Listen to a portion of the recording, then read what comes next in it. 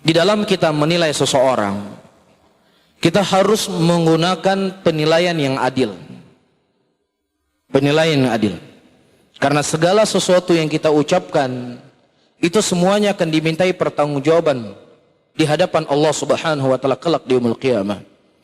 Allah Subhanahu wa taala mengatakan dalam Al-Qur'anul Karim, "Alladzina yu'dzunal mu'minina wal mu'minat bighairi maktasabu faqad ihtamalu buhtanan wa itsman mubinan."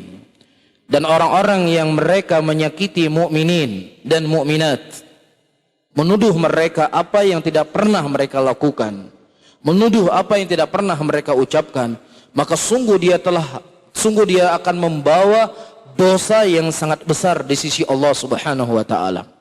Dan Nabi sallallahu alaihi wasallam telah menyebutkan dalam hadis-hadisnya sangat banyak. Di antaranya kata Nabi sallallahu alaihi wasallam, "Innal 'abda la yatakallam bi kalimatin." Ada seorang hamba yang dia berbicara dengan sebuah kalimat, yang kalimat itu membuat Allah Subhanahu wa taala murka, dan kemudian dia digiring ke dalam nerakanya Allah Subhanahu wa taala dikarenakan satu kalimat. Dalam hadis yang lain, Rasulullah sallallahu alaihi wasallam mengatakan, barang siapa yang seseorang mengucapkan sesuatu kepada saudaranya apa yang dia pernah dia ucapkan, maka di yaumul qiyamah Allah akan minumkan dia dari darah nanahnya penghuni neraka. Iya dan billah. Ini satu sisi. Sisi yang kedua, di dalam Islam kita dilarang untuk memuji orang yang tidak pantas untuk kita puji. Kita dilarang untuk melarang membela orang yang tidak pantas untuk kita bela. Rasulullah sallallahu alaihi wasallam menyebutkan dalam hadisnya, la'anallahu awal muhditha. Allah melaknat orang-orang yang melindungi orang-orang berbuat dosa, melindungi orang-orang yang berbuat amalan-amalan baru. Ini tidak dibolehkan. Jadi kita tidak boleh mencela orang yang tidak boleh kita cela, dan sisi lain kita tidak boleh memuji orang yang tidak pantas untuk kita puji. Jadi hati-hati. Ini dua-duanya dosa. Ini dua-duanya terlarang dalam agama. Oleh karena itu, di antara cara yang paling terbaik di dalam kita menilai seseorang adalah dari ceramah-ceramah yang dia sampaikan. Ya, orang-orang yang berbicara kepada Muhammad bin Abdul Wahhab hari ini, saya jamin mereka tidak ada satupun yang bertemu dengan Muhammad bin Abdul Wahhab. Tidak ada satupun yang mendengar ceramahnya, karena mungkin pada waktu itu tidak ada rekaman, tidak ada video. Iya, tinggal bagi kita sekarang kita menilai pemikirannya, jalannya itu dari kitab-kitabnya. Iya, dia menulis kitab sangat banyak. Mulai dari Ushulul Tsalatsa, Qawaidul Arba, Ushulus Sittah, Kitabut Tauhid, Kasyfus Syubhat. Ya, dan juga dalam masalah fikih. Dan cucu-cucu beliau, ya, di antaranya Muhammad bin Qasim, muridnya cucu beliau, menyusun sebuah kitab dengan judul Ad-Durrus Saniyah. Ada 17 jilid. Ada di sana kitab-kitabnya berjudul Fatwa Ulama'in Najd. Ya, inilah kitab-kitab yang bisa kita jadikan rujukan untuk menilai apakah laki-laki ini boleh kita cela ataukah boleh kita bela. Ya, kita posisikan dia. Yang pertama, dia itu bukan nabi kita, ya. Nabi kita Muhammad ibnu Abdullah ibnu Abdul Muttalib sallallahu alaihi wasallam. Ini harus kita fahami bersama-sama. Selain daripada nabi kita, Nabi Muhammad sallallahu alaihi wasallam, ucapannya bisa diambil dan ucapannya bisa ditolak. Sebagaimana kata Imam Malik rahimahullah, al-qaul yuqbal wa yurad la sahibu hadzal qubur. Ucapan seseorang itu bisa diambil dan bisa ditolak kecuali pemilik kubur ini. Kalau seandainya Imam Malik berbicara di zaman tabi'in, boleh kita mengambil ucapan siapapun kecuali ucapan Nabi sallallahu alaihi wasallam, apalagi ucapannya siapa? Muhammad bin Abdul Wahhab. Dia bukan siapa-siapa kita, bukan nabi kita. Ya, cuman yang ingin kita bahas, boleh nggak dia kita cela atau boleh nggak kita memuji? Kan itu jadi masalah. Nah, inilah cara yang ilmiah, cara yang adil kita menilai laki-laki ini. Kita lihat dari kitabnya, apa yang keliru dari pembahasannya, apa yang keliru dari yang dia tulis, apa yang keliru dari dia fatwakan. Kemudian kita ambil, kita timbang dengan Al-Quran dan Sunnah. Kalau seandainya apa yang datang dari Al-Quran dan Sunnah menyelisih apa yang dia ucapkan, kita buang ucapannya ke tong sampah. Nggak perlu kita dengan ucapan dia. Nggak perlu, karena dia bukan nabi kita. Ya, cuman harus dengan adil. Apa ucapannya, apa dalilnya ucapannya itu keliru, apa dalilnya ucapannya salah, kan begitu.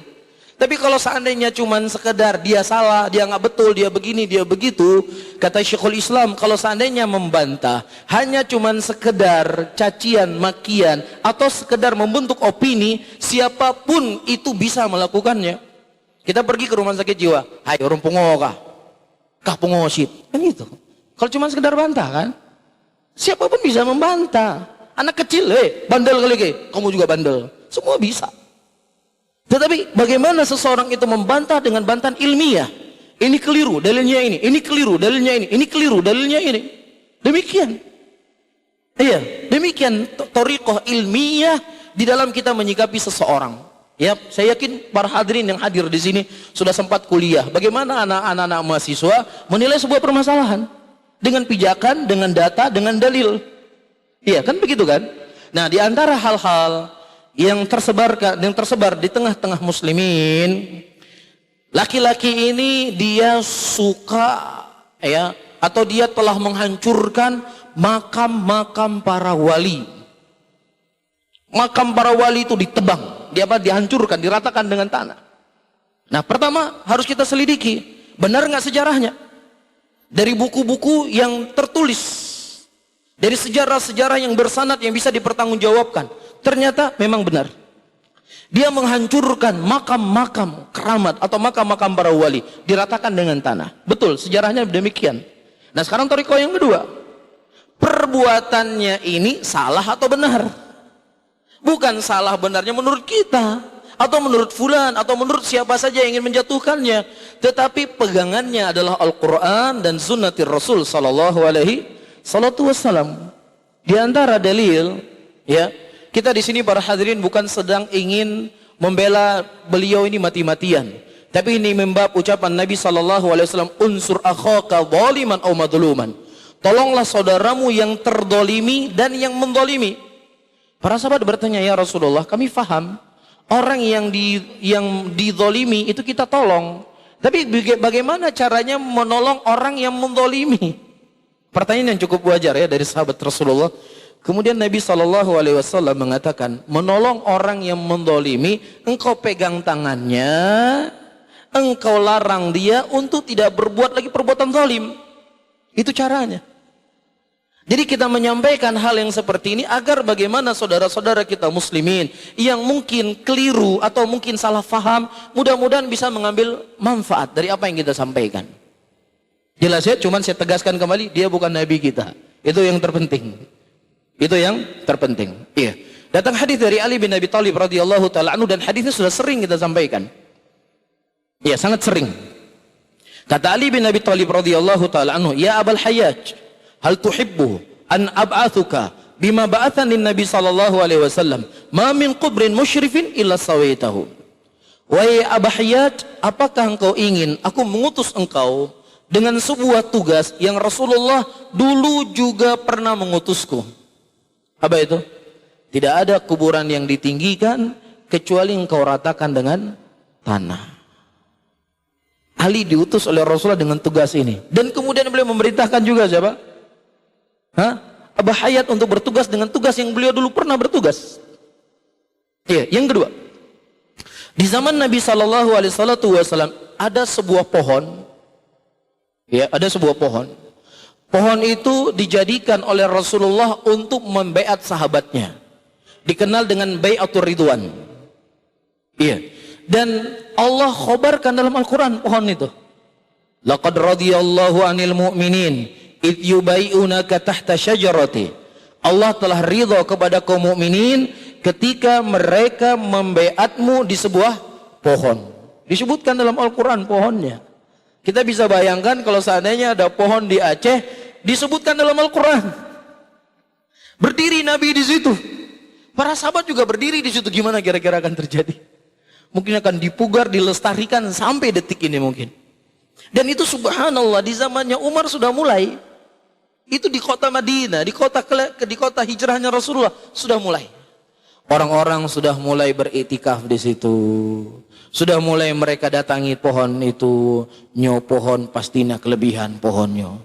Rasulullah dulu berdiri di sini. Allah menyebutkan dalam Al-Quran. Sudah mulai hati manusia. Dengan kecerdasan dan kefakihan Umar bin Khattab radhiyallahu taala anhu, beliau menebang pohon itu sampai ke akar-akarnya, tidak meninggalkan sisa.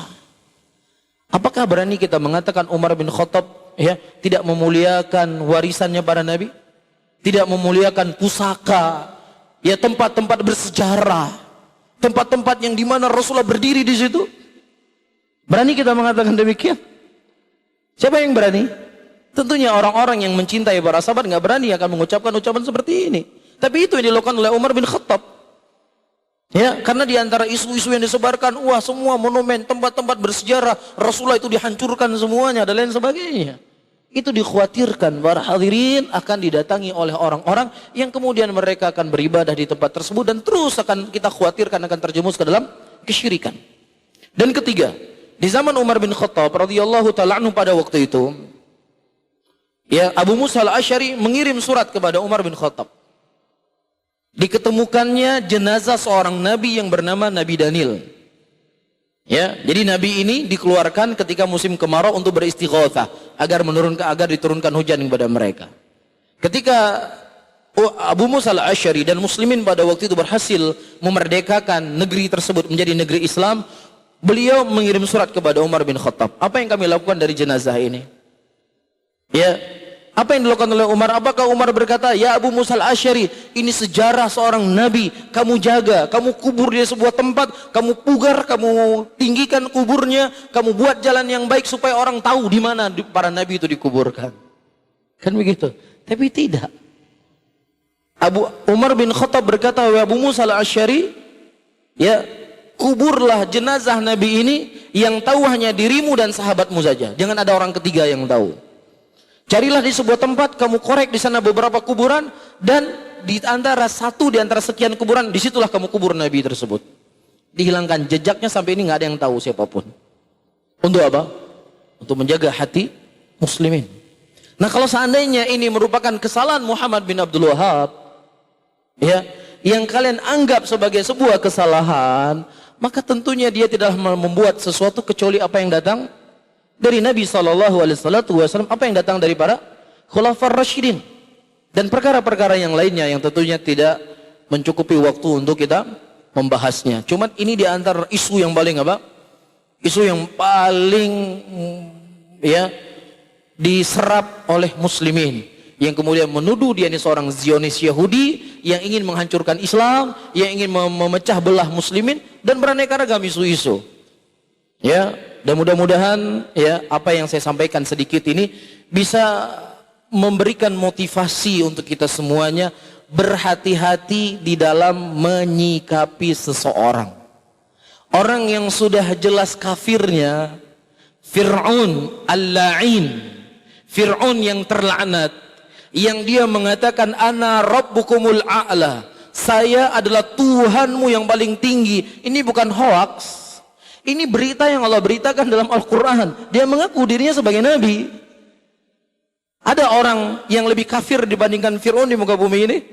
Kalau seandainya Anda menganggap Muhammad bin Abdul Wahab itu salah, saya yakin kesalahannya menurut Anda tidak sebesar kesalahannya siapa? Fir'aun. Tetapi apa kata Allah dalam Al-Quran?